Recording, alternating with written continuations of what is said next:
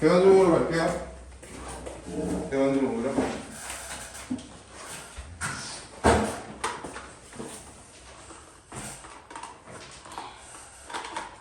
먼저 온 사람들이 피해를 받지 않도록.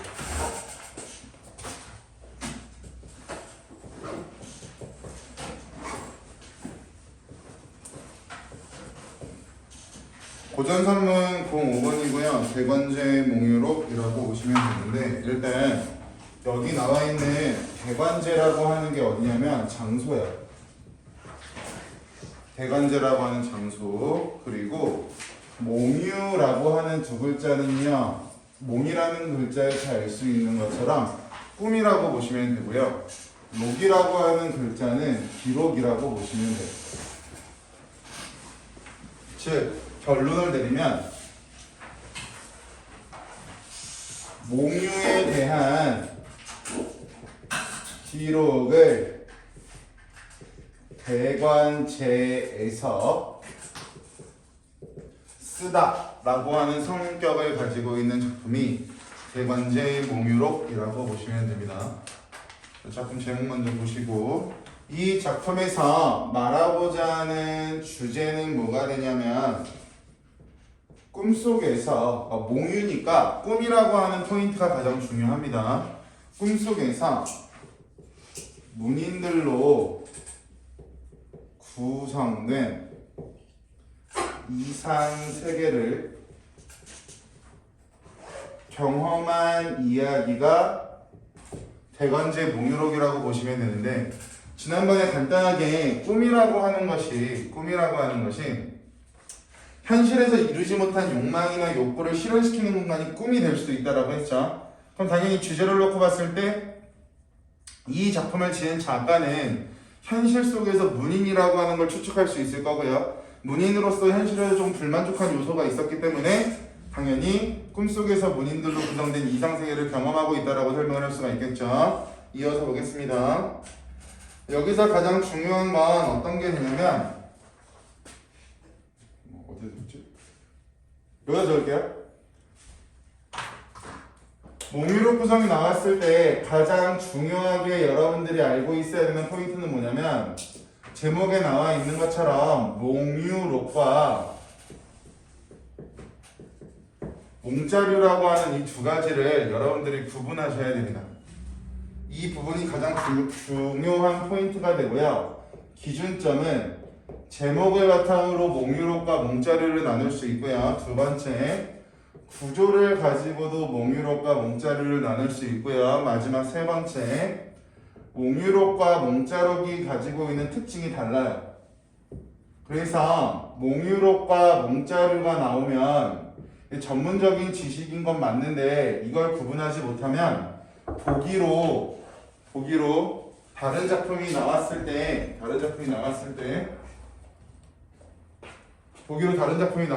못 풀어요. 그래서 몽유록과 몽자류를 구분하는 게 가장 중요한데요. 말씀을 드리겠습니다. 일단 몽유록이라고 하는 것은 작품 제목에 무슨 몽유록이라고 제목에서 알 수가 있어요. 그래서 우리가 보고 있는 게 대관제 몽유록이라는 작품인데요. 똑같이 적용시켜 보시면 원생 몽유록이라는 소설이 한 편 있거든요. 그래서 작품 제목에 몽유록이 있으니까 몽유록 소설이다라고 설명을 한다고요. 똑같은 원리로. 반면에 몽자류 소설은요. 무슨 몽이라고 끝나는 게 몽자류 소설입니다. 대표적으로 몽으로 끝나는 건 뭐가 있을 거냐면 구은몽과 같은 것들이 몽자류 소설의 대표적인 사례예요. 그래서 이 관계를 왜 알고 있어야 되냐면 구은몽이라고 하는 건 굉장히 빈출되는 작품이고요. 흔한 작품입니다. 빈출이고 흔한 작품이기 때문에 구은몽과 대관제 몽유록처럼 몽유록계 소설을 비교하는 문제가 무조건 나올 수밖에 없어요. 그래서 우리가 대관제 몽유록을 배우고 있지만 대관제 몽유록을 바탕으로 이 구은몽을 보기로 제시한 다음에 두 가지의 차이점을 물어볼 수 있다는 거죠. 이게 1등급 가르는 문제가 될 거예요. 그렇기 때문에 몽유록과 몽자류에 대해서 여러분들이 정확히 알고 있어야 되고 구조는 공통점이 똑같습니다. 환몽구조. 꿈을 꾸어야 되기 때문에 환몽구조라고 하는 건 공통점이 될 텐데 결국 꿈과 현실의 이중구조가 나오는 것이 몽유록과 몽자류 소설의 유일한 공통점이라고 보시면 됩니다. 차이점은 제목에서도 차이점을 알 수 있고 특징에서도 차이점을 알 수 있는데 구조는 공통점이다. 제목은 차이점이다. 특징도 차이점이다. 갈게요. 차이점. 몽유록에서 꿈이라고 하는 소재가 어떠한 의미를 갖고 있는지를 먼저 정확히 잡고 계셔야 될 텐데, 꿈이라고 하는 건 현실에 대한 작가의 불만을 해소하는 공간. 즉 현실에서 이루지 못하는 것을 꿈을 통해 이루고자 하는 게 몽유록의 소설이에요. 그리고 대리 만족을 얻는 공간.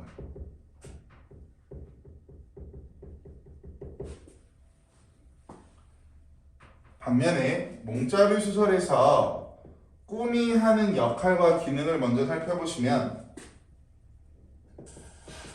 몽자류 소설은요, 꿈속에서 부귀 영화를 누리거나 굉장히 색다른 경험을 합니다. 내가 평생 하지 못했던 경험을 해요. 그래서 마치 내가 또 다른 인생을 사는 것 같은 느낌을 주는데, 이러고 나면 마지막에는 꿈 자체가 굉장히 허망하다, 헛된 것이다 라고 하는 것을 인식하면서, 몽자류 소설에서 제일 많이 나오는 단어가 인생무상, 일장춘몽, 호적지몽 등 꿈이 덧없다, 인생이 덧없다라고 하는 걸 강조하며 끝나는 게 몽자류 소설이에요. 두 번째는 서술자적인 측면에서 두 가지를 비교해 보셔야 되는데, 몽자류의 소설에서 서술자는 주인공, 즉 현실 속 주인공이 꿈속에서 다른 인물로 태어납니다. 그럼 꿈속에서 다른 인물로 태어나니까 당연히 다른 인생을 살겠죠. 그럼 당연히 다른 인물로 태어나서 다른 인생을 사니까 꿈에서는 부귀영화나 색다른 경험을 느낀다라고 하는 말은 당연히 맞아떨어지는 말이 될 거고요. 반면에 우리가 지금 보게 될 대관제 몽유록에서 나오는 서술자는요, 주인공, 즉 현실 속에 나오는 인물이 본인의 의식을 유지해요. 즉 본인의 의식을 유지한다라고 하는 건 다른 인물로 태어난다라고 하는 거랑은 반대되는 개념이 되겠죠. 본인의 의식을 유지하면서 여러 가지 경험을 한다 라고 구분해서 알고 계시면 돼요. 그래서 몽유록계 소설과 몽자류계 소설을 구분하는 건 전문적으로 보면은 대학교 가서 엄청 논문 발표하면서 발표하는 내용이긴 한데요. 고등학교 입시적인 측면에서는 이 정도 꿈과 서술자라고 하는 기준점을 가지고 차이점에 대해서 구분하고 계셔야 되고요. 대관제 몽유록이 우리 시험 범위의 본문으로 출제가 되기 때문에 몽자류계 소설을 보기로 활용해서 비교하라고 할 수가 있어요. 꿈이라고 하는 소재를 사용하고 있는 것은 마찬가지 공통점이 되겠지만, 꿈이라고 하는 소재가 아니라 다른 것을 사용하고 있는 것에 대해서는 분명 차이점이 있기 때문에 정확히 알고 계셔야 돼요.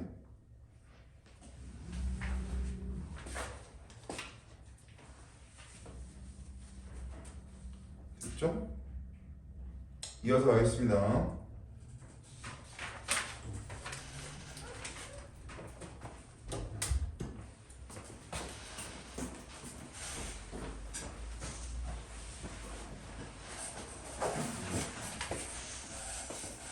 본문으로 갈게요.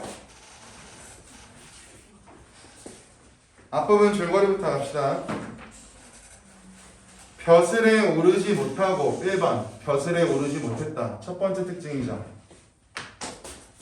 1번 벼슬을 하지 못하고, 2번 시대를 한탄하다. 시대를 한탄. 그러면 시대를 한탄하고 있다라고 하는 건 결국 현실에 대한 불만을 가지고 있다라고 설명할 수가 있겠죠. 1번 벼슬에 오르지 못했고 시대를 한탄하고 있다. 그게 누구냐면요, 동그라미 심의. 얘가 중심인물 주인공이라고 보시면 돼요. 심이라고 하는 인물이 꿈을 꾸게 되는데 심이라고 하는 인물의 의식이 꿈속으로 그대로 들어가서 여러 가지 경험을 할 거예요. 심이라고 하는 사람은 간단하게 보시면 작가 자기 자신을 나타내는 인물이 심의라고 보시면 됩니다. 그러면 심의가 작가 자기 자신이라고 한다면 작가 자기 자신은 심의처럼 현실에 좌절한 인물이 되겠죠. 꿈을 꾸기 전 등장하는 인물에 대한 파악이 중요한 부분은 현실 속에 등장하는 주인공이 그대로 꿈속에서 의식을 유지한다라고 했으니까 현실 속의 등장인물이 파악이 되지 않으면 안에서 어떤 상황이 펼쳐지는지를 생각할 수가 없습니다. 그러면 심이라고 하는 작가 자신이 벼슬도 하지 못했고 시대에 대한 한탄을 하고 있다라고 했으니까 현실에서 좌절하고 현실에서 가지고 있는 불만족을 꿈속에서 해소할 거고요. 꿈속에서 대리만족을 얻겠죠. 그 내용이 지금부터 나오게 될 겁니다. 선비 심이가 팔을 베고 잠이 들어 여기 네모 쳐볼게요. 꿈속 세계로 들어가는데 얘가 바로 인몽이 되겠죠. 인몽이라고 하는 건 현실에서 꿈으로 들어가는 것을 인몽이라고 하고요. 반대로 강몽이라고 하는 말은 꿈을 꾸다가 현실로 다시 튀어나오는 것을 강몽이라고 설명을 합니다. 지금 꿈속 세계로 들어간다라고 하는 건 현실 속에 있다가 꿈으로 들어가는 거니까 인몽이 되겠죠. 꿈속 세계로 들어가는데 천자는 최치원 밑줄 쳐보시면 실존 인물이죠. 수상은 을지문덕 밑줄, 이규보, 이재현, 이색 방금 말씀드린 사람들 모두 다 공통점은 실존 인물입니다. 현실 속 실존 인물. 그런데 뒤에 볼게요. 이규보, 이재현, 이색 각각의 관직도 밑줄 유명한 문인들이 맡고 있는 왕복 밑줄 쳐보시면 즉 결국 이 나라는 문인들로 구성된 왕국이 꿈속에서 나타나는 꿈속 세계가 될 텐데 심의라고 표상되고 있는 작가 자신이 꿈을 꿨는데 어떠한 나라가 문인들로만 구성되어 있다라고 하는 부분을 통해서 결국 작가는 현실에서 좌절된 욕구 또는 불만을 해소하기 위해서 설정한 장치라고 보시면 되겠죠. 그러면 지금 심의라고 나오는 작가 자기 자신은 현실 속에서 문인이 있으면 무인도 존재할 텐데 상대적으로 문인이 현실에 불만도 많고 현실에서 좌절하는 경험이 많다 보니까 꿈을 통해서 현실 속에서 무시받고 힘들게 지내는 문인들의 마음을 해소시켜주고자 자신의 불만을 해소하고자 꿈속의 세계를 문인들로 구성된 왕국으로 설정하고 있다라고 보시면 될 것 같고요. 이어서 보겠습니다.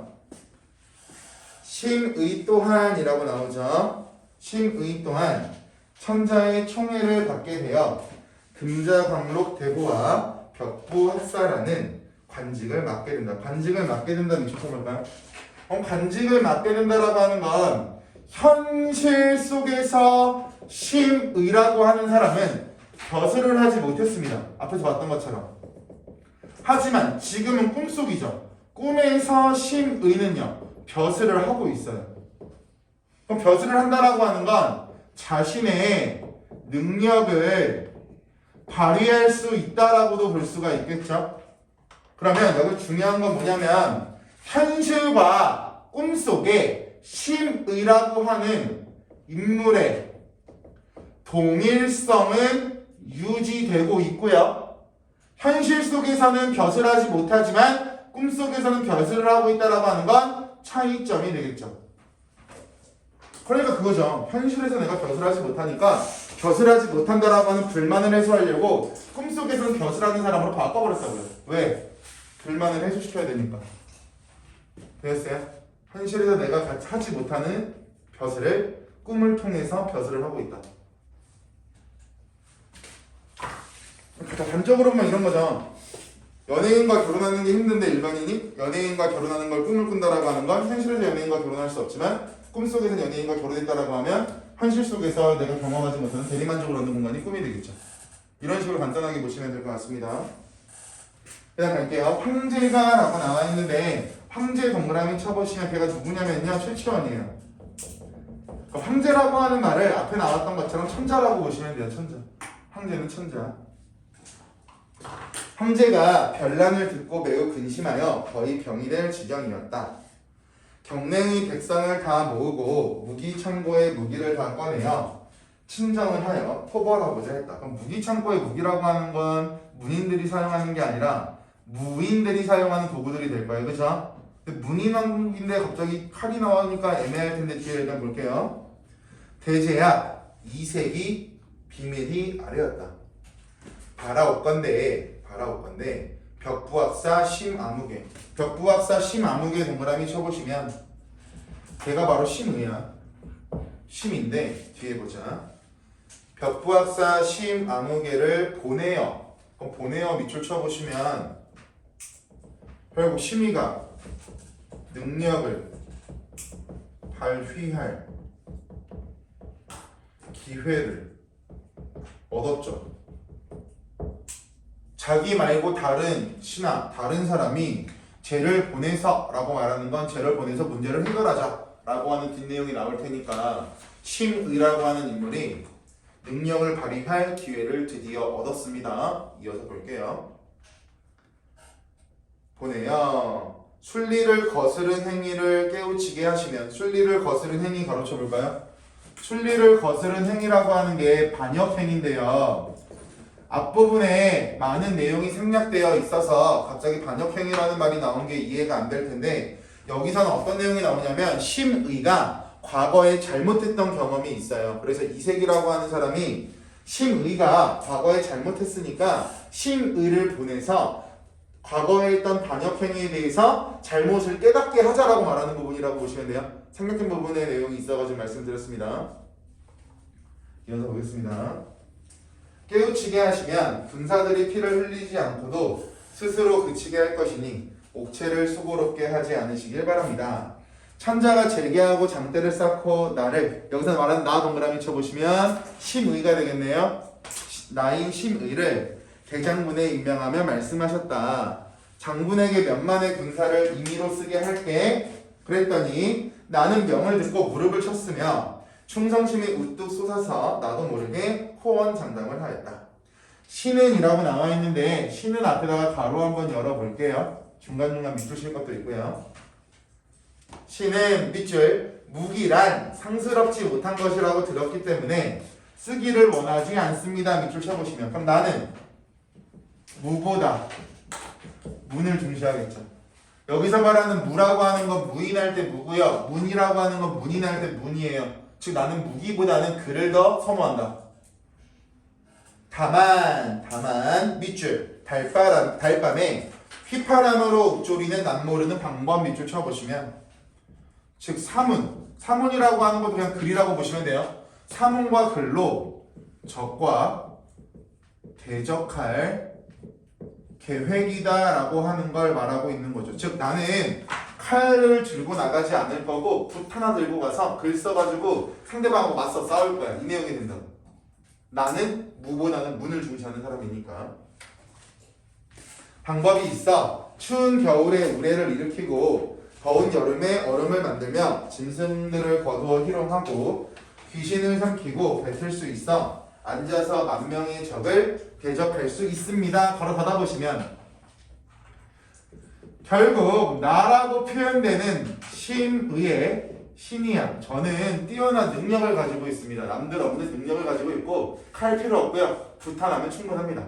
나의 신이함이 드러나고 있고요. 소는 얘를 가지고 뭐라고도 하냐면 자신의 우월함을 표현하고 있다라고도 설명하는 경우가 있어요. 자신의 우월함을 표현하고 있다. 그리고 중간중간에 얘들아 쉼표가 많이 나올 거야. 중간중간에 쉼표 보이시면 돼요. 예를 들어서 이런 데 있죠. 만들며 쉼표, 희롱하고 쉼표, 귀신을 삼키고 뱉을 수 있는 쉼표 있죠. 그죠? 쉼표가 남발됐다라고 하는 것을 바탕으로 표현 방법 열거법까지 찾으셔야 됩니다. 쉼표가 많이 나오면 문장이나 구를 나열하는 느낌을 주기 때문에 열거법이 사용되었다까지 살펴보셔야겠죠.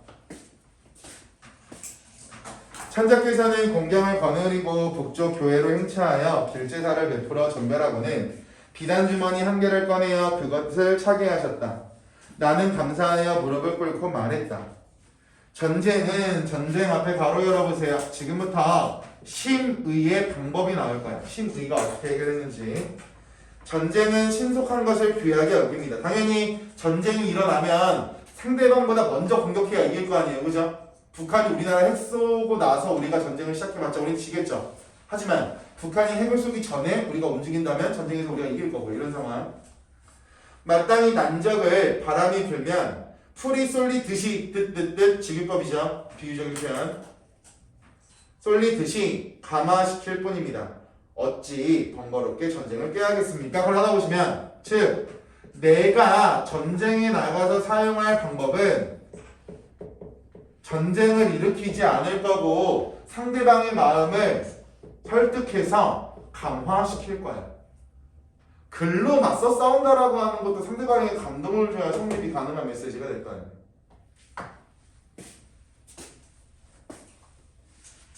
감이었어요? 감화. 먹는 감 있잖아요. 감귤 할 때. 거기 감화를 시킬 뿐입니다라고 나와 있어요. 거기 밑줄친 거예요. 대놓고. 그리고 시비가 사용하는 방법은 전쟁이 아니라 감화다. 바로 그날 단기로 길을 떠났는데 여기서 말하는 단기라고 하는 건 혼자서 한 마리의 말을 타고라고 해석하시면 돼요. 어휘 오랜만에 나올까봐 풀어서 설명드리는 겁니다. 어휘 안 나온 지가 너무 오래됐는데 혹시나 그냥 진짜 어휘도 등급 가르는 문제라고 생각을 하거든요. 수특에도 어휘가 나와 있고 그 외적인 어휘까지 여러분들이 알고 계셔야 돼요. 단기라고 하는 건 혼자서 한 필의 말을 세는 단위를 필이라고도 설명하죠. 길을 떠났는데 다만 첩두노 몇 명만 데리고 첩두노 몇 명만 밑줄 쳐볼까요? 첩두노가 뭐냐면 붓이야. 붓. 근데 붓이라고 하는 사물을 명이라고 하는 사람을 나타내는 단위성 의존명사를 사용했으니까 결국 여기는 붓이라고 하는 소재를 의인화하고 있다라고 볼 수가 있겠죠. 붓이라고 하는 소재를 의인화하고 있다. 첩두노 몇 명만 데리고 밤낮을 가리지 않고 갔다. 열흘이 채 못해요. 적의 성체로 달려갔더니 무기가 햇빛에 번쩍이며 세겹으로 에워싸고 있었다. 내가, 내라고 하는 글자는 심의가 되겠죠. 그죠? 그럼 내가 앞에 열어볼까요? 이제 심의가 어떻게 행동하는지. 내가 귀를 도두어 입술을 벌리고 한번 휘파람을 불었더니 적은 용기를 잃었고. 거짓말이겠죠. 아니 이게 그냥 내용이 거짓말이라는 거지 거짓말이라고 적으면 안 돼요?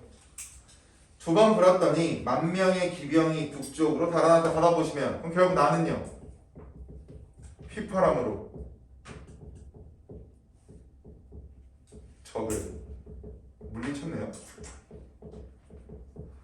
붓 가지고 가가지고 글로써 대적한다라고 했는데 휘파람 갖다가 적을 물리치는 것도 좀 아이러니하죠. 단적으로 놓고 본다면. 이어서 볼게요. 휘파람 소리가 라고 나오죠. 휘파람 앞에 바로 열어볼게요. 그 앞부분도 제가 지금 설명하는 부분이 적용될 수도 있을 것 같긴 한데 일반적으로 제가 지금부터 말씀드리는 부분이 이러한 표현 방식이 적용되어 있다라고 설명하기 때문에 듣고 판단해 보세요. 가겠습니다. 휘파람 소리가 점점 멀어지자 채색 구름이 자욱하게 가리었고 휘파람 소리가 멀어지니까 구름이 짜잔하게 등장했대요. 바로 받아볼게요. 전기적 요소 같은 말 비현실적 요소 가장법이라고 하죠. 그런데 휘파람으로 적을 물리쳤다라고 하는 것도 엄연히 따지면 비현실적인 요소가 될 수도 있어요. 근데 사람들이 여기까지 고려하지 않는 이유 중에 하나는 느낌상 휘파람으로 만 명의 병사가 날아가는 건 불가능하지만 휘파람을 불었을 때 상대방이 겁먹을 수 있다라고 하는 것도 아예 불가능한 상황은 아니기 때문에 위에를 정기적 요소라고 설명하시는 분은 극히 드문데 일단 이 부분에 대해서는 학교에서 수업을 했는지 안 했는지 모르겠지만 수업을 들으시면서 방금 앞에서 휘파람으로 적을 물리친 부분도 비현실적인 요소 같은 말, 전기적 요소로 볼 수 있는지 한번 물어보고 오셔야 좋으실 것 같습니다. 할게요. 가리오꽃까지 한번 아니 더 해야 되는데 죄송해요. 뒤에도 해야 되는데 난새와 봉이 엇갈리어 날았으며 바다와 산이 반색하고 천지가 잘리고 흔들렸다까지요. 가로. 눈이 안 좋아서 죄송합니다. 휘파람 소리부터 흔들렸다까지. 흔들렸다까지.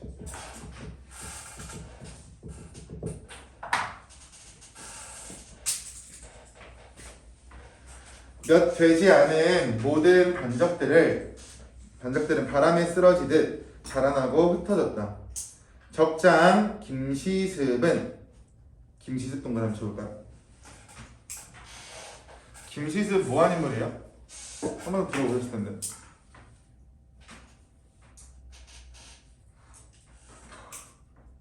눈 풀렸어 이거. 김시습이 뭐하는 인물이에요? 김시습이 지었던 작품 중에 유명한 게 뭐 있죠? 여러분 배웠는데? 김시습 뭐냐? 소설이에요? 네. 귀신 나오는 거. 맞아요. 네, 제목이 뭐예요? 전기적 요소가 드러나는 소설들을 모은 소설 단편집 있죠? 금오신화. 금오신화의 작가야. 그래서 잘 봐. 금오신화의 작가라고 한다면 금오신화라고 하는 작품을 지었기 때문에 우리나라에서 굉장히 유명하고 높은 사람이 되겠죠. 그죠? 근데 여기서는 어떻게 나오냐면 밑줄 적장 김시습은 두 손을 앞으로 묶고 투항하며 말했다. 밑줄. 이 글을 쓴 작가는요 김시습을 높게 평가하는 거야? 높게 평가하지 않는 거야? 높게 평가하지 않겠죠. 이해 갔어요? 높게 평가한다면 좋은 사람으로 그려야지 왜 적장이라고 표현하겠냐는 거죠. 그렇죠? 그럼 결국 심의라고 나오는 나는 김시습보다 뛰어나다가 되겠죠. 그럼 이렇게 어필하는 이유는요. 심이라고 하는 작가 자기 자신은요 현실 속에서 벼슬하지도 못했고 시대를 한탄하고 있으니까 김시습이라고 하는 사람한테 밀렸겠죠? 그러니까 시기질투했으니까 김시습을 나쁜 놈으로 바꿨을 거라고. 그러니까 나보다 김시습은 아래야. 이런 생각을 가지고 있는 구조가 되겠죠. 뜻밖의 사단의 노장 신공께서 오셨구려. 나는 노포를 걸고 첩계가를 불렀다. 천자께서는 크게 기뻐하시고 상을 내리셨으며 좌우를 돌아보며 여기 옛날에 밑줄 쳐볼게요. 옛날에 긴 휘파람으로 호기를 물리친 일이 있었거든. 밑줄. 즉 역사적 사례가 될 텐데 휘파람으로 적을 물리친 것은 심의가 처음이 아니에요. 옛날에는 휘파람으로 적을 물리친 적이 있었는데 그걸 너가 하네? 이 개념이니까 휘파람으로 적을 물리쳤던 경험이 나만 가지고 있는 경험이라고 보시면 안 되고 과거에도 어떤 사람이 보여줬지만 못 보고 있다가 심이라고 하는 인물이 똑같이 적용하고 있다라고 보시면 되겠죠. 그래서 심의가 처음으로 휘파람으로 적을 물리친 인물이다라고 나오면 틀린 문장이 됩니다. 거기 나와 있는 것 때문에. 이제 경액에서 그것을 보았노라 하고는 배식사문이라고 나오는데 배식 앞에 바로 열어보시면 생각해봐. 천자의 입장에서 적들을 다 물리쳤죠. 물리치고 돌아왔으니까 당연히 상을 주겠죠. 지금부터 나오는 건 상이 되죠. 보상. 가겠습니다. 배식삼은 경률 일시 지국공신의 호를 내리게 하고 안동백에 봉했으며 몇만의 큰 상을 내리시고 김시습을 폐하여 좌선을 삼았다. 걸어다 보시면 지금 내가 높은 지위와 재물을 얻었다가 되겠죠. 그럼 지위와 재물을 얻었다. 이어서 가겠습니다. 이로부터 위명이 날로 드러나고 임금의 총애가 더욱 커서 매일 새벽에 출근하여 밤에 들어오며 마음을 다하여 나라의 은혜로 보답하였다. 벼슬한지라고 나오는데요. 벼슬한지 앞에 바로 열어보세요. 아직까지 꿈에서 깨지 않았어. 벼슬 하고 있다라고 하는 건 꿈속 이야기라고 했잖아요. 아직까지 꿈입니다. 지금 벼슬한지 10년에 아들을 낳고 손자를 길러 문벌이 빛났으며 많은 복을 받아 집안 재산이 넘쳤다. 가로닫아 보시면 즉 꿈속 세계에서 나는 현재 부귀영화를 누리고 있고요. 이 부귀영화라고 하는 게 앞에서 받은 특징 생각해 보세요. 대리만족 얻는 공간이 되겠죠.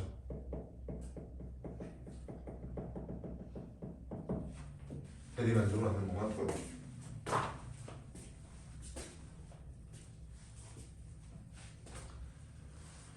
공경 중에 누가 명함을 내고 보기를 청하는 사람이 있으면 빈번히 뭐라고 말을 했냐 밑줄 신화된 도리로 사사로이 교제를 할 수가 없다 밑줄. 여기서 알 수 있는 나의 성격 즉 내가 신한데 사사로이 교제할 수 없다라고 하는 건 공과 사의 구분이 굉장히 철저했다라고 보시면 돼요. 공적인 일과 사적인 일에 대해서 굉장히 철저하게 나누고 있다. 예를 들어서 희서가 나중에 경찰관이 됐는데 제가 운전하다가 교통사고로 걸렸어요. 저는 사적으로 말하겠죠. 희서 한번 봐주면 안 돼? 근데 희서가 말합니다. 저는 경찰이고 법규를 어기셨기 때문에 돈을 내세요. 그럼 희서는 사적인 관계와 공적인 관계를 철저하게 구분하는 인물의 유형이 되겠죠. 이런 식으로. 하고는 읍하고 사양했다. 읍하고 사양했다라고 하는 건 굉장히 공손한 표현입니다. 그러니까 예를 들어 이런 거죠. 아까 이야기했던 걸 이어서 말하면 제 희서가 결국 공적으로 저에게 벌금을 받았다라고 가정했을 때 희서가 제가 가는 뒤에 인사를 한다면 자기가 할 일을 하면서 상대방을 배려하는 거니까 굉장히 공손한 태도를 보이고 있다라고도 설명할 수가 있겠죠. 이어서 볼게요. 조정에 있으면 모든 일을 맡아보았고 시를 읊었다. 사치가 몸에 배었지만 나와 같이 밑줄 청렴하고 검소한 사람이 여러 사람의 논란거리가 되겠는가 밑줄 쳐보시면 지금 나는 지금 부유함에 익숙해졌어요. 왜? 부귀영화를 누르고 있어야 돈이 많아졌죠. 하지만 여기 내가 부유함에 익숙해졌지만 그 과정에서도 청렴함과 검소함을 기본으로 하고 있었기 때문에 사람들의 논란이 발생하지 않았다라고 보시면 되겠죠. 그러니까 갑자기 거지였다가 돈이 많아졌어. 돈을 막 쓰면서 주변에 횡포를 부릴 수도 있지만 나라고 표현되고 있는 심의라고 하는 인물은 내가 부귀영화도 얻고 부유함에 익숙해졌지만 기존에 가지고 있던 청렴함과 검소함을 바탕으로 사람들이 아, 쟤 돈 많이 벌었다고 사람이 달라졌어 이런 핀잔을 듣지 않았답니다. 이어서 볼게요. 나는 늘 우승상 이규보를 허물하여 대궐에 가서 항소하기를. 이규보를 허물한다라고 하는 건 이규보에 대한 평가가 나올 텐데요. 볼게요. 이 암흑에는 그럼 거기서 말하는 이 암흑에라고 하는 사람이 바로 이규보입니다. 이규보의 대표적인 작품은 국산생장과 같은 가전체문학이 있어요. 이 암흑에는 문장이 경솔하고 나약하고 뼈대가 없고 귀신처럼 날래지만 귀하지 못해. 다른 것은 적지 않습니다. 바로 닫아보시면 지금 나는요 이규보의 문장력 또는 글솜씨라고 해도 되겠죠. 문장력 또는 글솜씨를 낮게 평가하죠. 이규보 글 개판이야. 아 별거 없더라. 이런 메시지가 됐다. 이 부분을 통해서 문제에서 가끔씩 물어보는 게 뭐냐면 잘 봐. 그럼 나의 입장에서는 이규보에 대해서 평가하고 있는 부분이 될 거고 이규보라고 하는 사람이 나보다 멍청해라고 비판하고 있는 거죠. 그럼 이걸 통해서 어떤 내용까지 나오냐면 지금 내가 꿈꾸고 있는 꿈속 세계는 대립과 투쟁이 존재하는 세계다라고 말하면 맞는 말이 되겠죠. 그러니까 문인들로 구성된 왕국이라고 해도 그 문인 내부적으로 나눠진다라는 거죠. 현실에 있는 뭐 국민의힘, 국민의당 이런 것처럼 더불어민주당 이런 것처럼 꿈속 세계도 대립과 투쟁이라고 하는 대세계가 존재한다. 그렇기 때문에 내가 다른 사람을 평가하면서 별로야 라고 이야기를 하겠죠. 라고 하였더니 천자께서 너가 말한 게 맞아 하고 나에게 오거서를 내리고, 오거서 관직입니다. 영경연으로 특진시키셨다. 거기 밑줄 쳐보시면 결국 지금 꾸고 있는 꿈속 세계는 문장력에 따라서 관직의 지위가 결정되고 있어요. 즉, 내 문장력이 뛰어나? 오케이, 너 상승. 내 문장력이 약해? 너 그러면 관직을 좀 내려가. 이런 식으로. 그래서 문인왕국이기 때문에 글솜씨에 따라서, 문장력에 따라서 관직이 결정되는 모습도 보이고 있었다. 이어서 보겠습니다. 중략. 중간 부분에 어떤 내용이 나와 있는지 모르겠지만 갑자기 툭 튀어나가니까 볼게요. 며칠 앞에 가로 열어보시면 한림이라고 하는 인물이 나오게 될 텐데, 한림이라고 하는 인물이 나를 탄핵하는 상소문을 올려요. 시간이 엄청 지나고 나서 그 상황을 볼게요. 며칠이 지나 낮 시간을 마치고 천자께서 정색을 하고요, 불쾌한 표정을 지으면서 소차 하나를 보라고 하셨는데 바로 한림 선생이 나를 탄핵하는 상소문이었다고 알아보시면, 결국 특정 사람이 나를 탄핵하는 탄핵 상소를 올린 부분이 될 텐데, 이 탄핵 상소가 현실로 돌아오는 계기의 역할을 합니다. 꿈을 꾸고 있던 심의가 현실로 돌아오게 되는 계기가 탄핵 상소라고 보시면 돼요.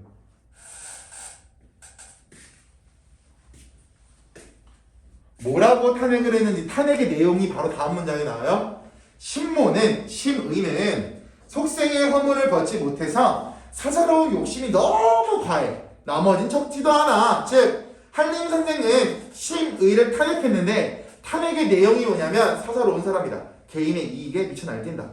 문제가 많다. 라고 탄핵을 올렸대요. 그랬더니 천자께서는 여기 밑줄, 한때 부질없는 논의를 어찌 마음에 두리오 밑줄 쳐보시면, 좀 황제라고 표현된 최치원은요, 상소 내용을 믿지 않고 있어요.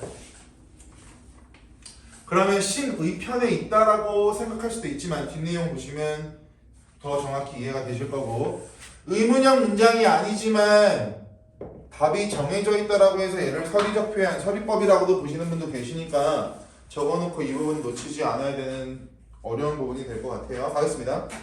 하고는 대관선생이라는 호를 내리고, 대관 제목으로 해서 대관이라는 두 글자가 나왔네요. 됐어요? 대관이라고 하는 호를 내리고 밑줄, 고향에 돌아가라고 하면서 밑줄. 즉, 상소에 대해서는 부질이 없는 논의야 라고 말하고 있지만 결국 벼슬을 놓고 귀향하라고 권유하고 있는 부분이죠. 즉 이거야. 상소문의 내용에 대해서는 너를 조사하고 상소문의 내용에 대해서는 너에게 뭐라고 하지 않을게. 그냥 벼슬 다 내려놓고 고향으로 돌아가. 어떻게 보면 황제 입장에서는 심이라고 하는 인물이 자기를 위해 해준 시간들이 굉장히 많았기 때문에 그 사람을 위한 마지막 배려가 될 수도 있겠죠. 손을 잡고 손에 술잔을 잡고 나에게 주여 말했다. 풀과 나무며 산과 강을 함부로 침범하지 마세요. 조물이 공을 꺼리는 것이 있습니다. 즉 조물이라고 하는 조물주죠. 내가 보기에는 조물주가 심이야 너를 좀 싫어하는 것 같아 라고 말하고 있는 부분, 밑도 끝도 없지만 당시에는 이런 멘트가 좀 유명했던 멘트래요. 그러니까 이해하시면 돼요. 머릿속으로 그냥. 경애처 공란은 다시 주식을 맡게 되어 내 명을 기다리게 되었습니다. 밑줄, 공은 옛날 직분으로 돌아가세요. 밑줄. 즉 심의를 물러나게 했죠. 심의를 물러나게 했으니까 꿈속에서 더 이상 벼슬은 없겠네요. 벼슬이 없으니까 다 현실로 나오게 되는 계기가 될 거고, 나는 머리를 섬돌에 부딪히고 하직하였는데 눈물이 옷을 적시었다. 밑줄 집안 식구들을 돌아보아 생각하니 차마 떠날 수가 없었다. 밑줄 쳐보시면 내가 느끼고 있는 슬픔과 안타까움이 되겠죠. 가족을 놓고 가야 된다라고 하는 것 자체가 슬펐을 거라고 당연한 이야기가 되겠죠.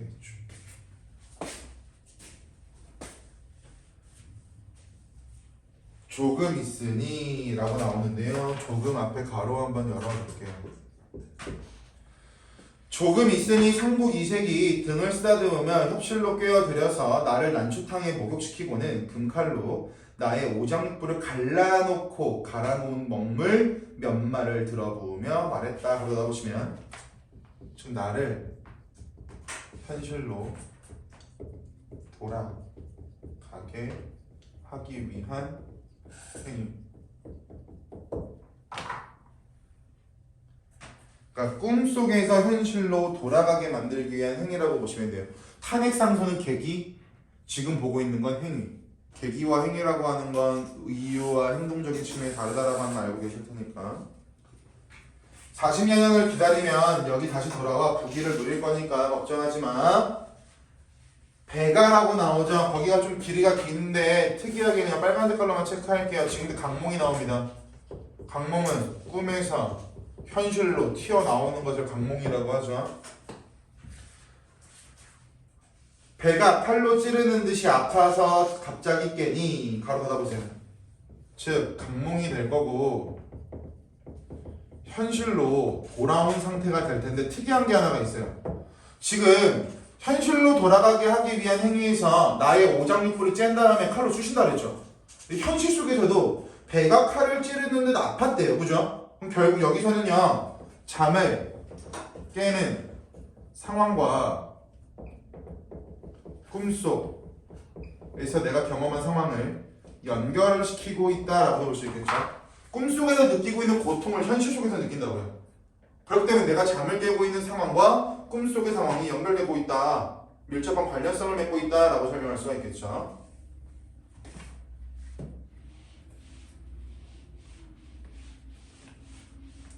그리고 조금만 생각하면 자주 나오는 구절이 바로 뒤에 나옵니다. 밑줄. 잔등은 가물가물하는데.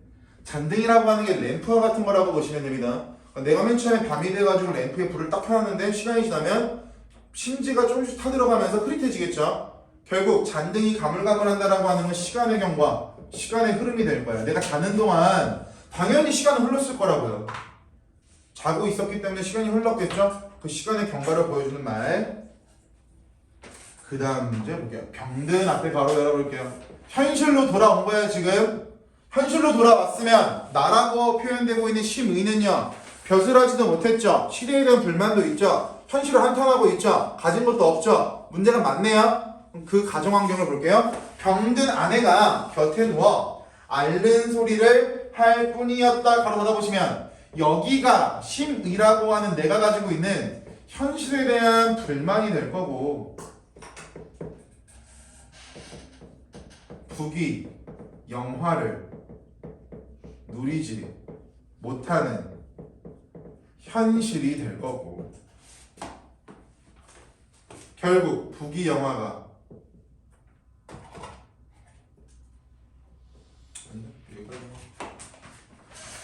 그럼 내 현실은 부귀 영화를 누리지 못했기 때문에 부귀 영화를 어디서 이룬 거야? 불만을 해소하기 위해서 꿈속에서는 부귀 영화를 이뤘죠. 그래서 아까 봤던 유럽 소설의 특징을 생각해놓고 적용시켜 보시면 계속 연결이 된다고 보시면 돼요. 현실 속에서 내가 부귀 영화를 누리지 못해? 그럼 꿈으로 부귀 영화를 누리는 거라고 대리만족하기 위해서. 라고 나와 있는데요. 라고 하는 문장이 깨달음을 얻는 문장이니까 중요하겠네요. 하겠습니다. 라는 글자 나왔네. 감탄사 사용하죠. 영탄법. 감탄사를 통해서 정서를 표현한다. 영탄법. 사람이 세상에 나서. 세상에 나서라고 하는 건 태어나서가 되겠죠. 그죠? 태어나서. 궁달은 궁달이라고 하는 두 글자 체크해 보시면 궁달이라고 하는 건 가난함과 부귀로움이라고 보시면 돼요. 가난함과 부귀로움. 앞에 나와 있는 궁이라고 하는 게 가난함이고요. 달이라고 하는 글자가 부기로움이라고 보시면 돼요. 그리고 군달이라고 하는 거 가난함과 부기로움. 가난함과 부기로운 것은 화살표로 연결해 볼까요? 팔자소관. 팔자소관이라고 하는 글자의 뜻은 운명입니다. 운명. 단어의 뜻을 알고 그냥 외우지 말고 연결해서 생각하면 여기 마지막 구절이 중요한데 금방 끝나거든요. 할게요. 가난함과 부기로움은 팔자소관이니 어찌 꿈을 깨는 자가 있을 것인가? 바로 받아보시면 1번. 그럼 결국 군달이라고 하는 것은 팔자소관이라고 하는 운명이다 라고 말하고 있죠. 그럼 가난하게 사는 것과 넉넉하게 사는 것은 운명에 달려있는 것이다 라고 말하고 있으니 운명론적 태도가 될 거고요.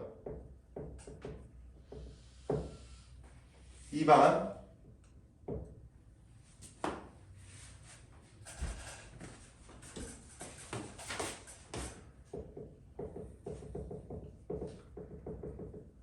아무리 운명이라고 해도 내가 살고 있는 현실이 그지 같겠죠. 나의 한탄. 그리고 표현 방식들 봐야죠. 서리법 그리고 영탄법.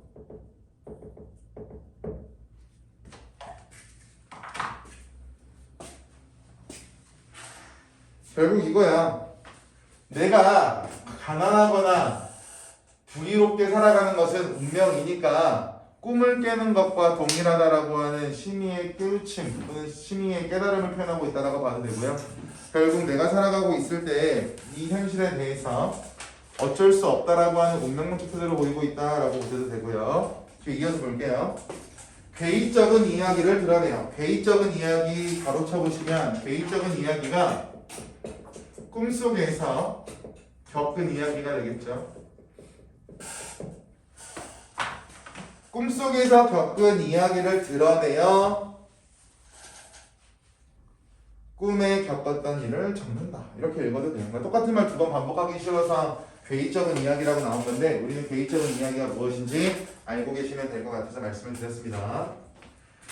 가정이라고 나오죠. 가정 앞에 바로 열어보실까요? 마지막 부분도 좀 볼 게 있어요. 가정 8년 12월 상한에 그럼 거기 뭐가 나왔어 지금? 창작 시기가 나왔고요. 내가 이 글을 언제 썼는지 창작 시기. 심의는 심의 동그라미 치셔야죠. 심의는 서술자이면서 주인공이고 주인공이면서 작가 자기 자신이에요. 심의는 서술자이면서 주인공 작가 자기 자신. 이 점은 시점은요. 1인칭 주인공 시점이 되겠네요. 서술자이면서 주인공 주인공이 작가. 심의는 대관제에서 쓰다 창작한 공간 장소까지 언급하면서 끝나고 있죠. 됐어요? 여기까지가 대관제의 몽유록이라고 보시면 되는데 아까 현실, 꿈, 현실, 꿈, 현실이라고 하는 게 환문구조라고 설명을 드렸습니다. 환문구조가 나왔을 때 가장 중요한 포인트는 들어가는 인문 부분과 강문 부분에 대해서 여러분들이 철저하게 알고 계셔야 되고 이 모든 과정은 시간이 뒤죽박죽 섞여있는 구조가 아니라 출생부터 죽음까지라고 말하는 일대기적 구성을 취하고 있으니까 시간의 흐름대로 굴러가고 있다라고 하는 부분까지 여러분들께서 알고 계시면 깔끔하게 끝날 것 같습니다. 됐죠? 여기까지가 대관제 목록이었습니다.